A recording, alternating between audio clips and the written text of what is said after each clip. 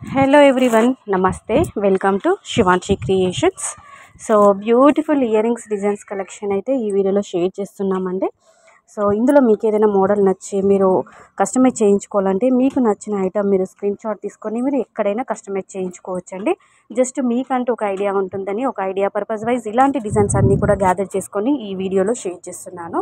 So collection బాగుంది, ear rings బాగున్నాయి అనిపిస్తే కంపల్సరీగా వీడియోకి అయితే ఒక లైక్ ఇవ్వండి.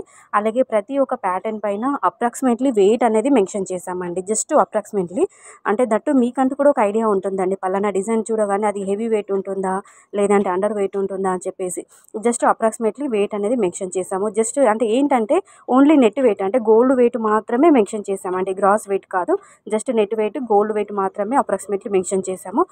మీకు నచ్చింది మీరు స్క్రీన్ షాట్ తీసుకొని మీకు నియర్ బై గోల్డ్ స్మిత్ దగ్గర అయినా కానీ లేదంటే గోల్డ్ జ్యువెలరీ షోరూంలో అయినా కానీ మీరు ఆర్డర్ పైన కస్టమైజ్ చేయించుకోవచ్చండి. అంటే ఇయర్ రింగ్స్ డిజైన్స్ ఇస్తున్నాను. సో చాలా బాగుంది, కలెక్షన్ బాగుంది అనిపిస్తే కంపల్సరీగా వీడియోకి అయితే లైక్ చేసి మీకు నచ్చిన మోడల్ మీరు కస్టమైజ్ చేయించుకోవచ్చు. ఇవి వచ్చేసి ఎక్కువగా అంటే పిల్లల లాంటి వాళ్ళకి పెద్దవాళ్ళకి కూడా యూజ్ అయ్యే విధంగా ఉన్నటువంటి లైట్ వెయిట్ కలెక్షన్ ఇచ్చాను. అక్కడక్కడ స్టడ్స్ అనేవి మనకి 5-6 గ్రామ్స్లో ఉన్నటువంటి స్టడ్స్, తర్వాత చిన్న చిన్న జుమ్కీస్ కూడా షేర్ చేశానండి. సో నచ్చితే మాత్రం కంపల్సరీగా కస్టమైజ్ చేయండి, కస్టమైజ్ చేయించుకోండి. నచ్చిన ఐటము అంటే ఏ ఐటమ్ నచ్చిందో ఏంటి అని చెప్పేసి మీరు కింద కామెంట్ సెక్షన్లో కామెంట్ ద్వారా తెలియచేయండి. ఇంకా మీరు గోల్డ్ జ్యువెలరీలో ఎలాంటి కలెక్షన్ చూడాలి, ఎంత వెయిట్లో చూడాలనుకున్నా కానీ కింద కామెంట్ సెక్షన్లో కామెంట్ ద్వారా తెలియచేయండి. ఓకేనా?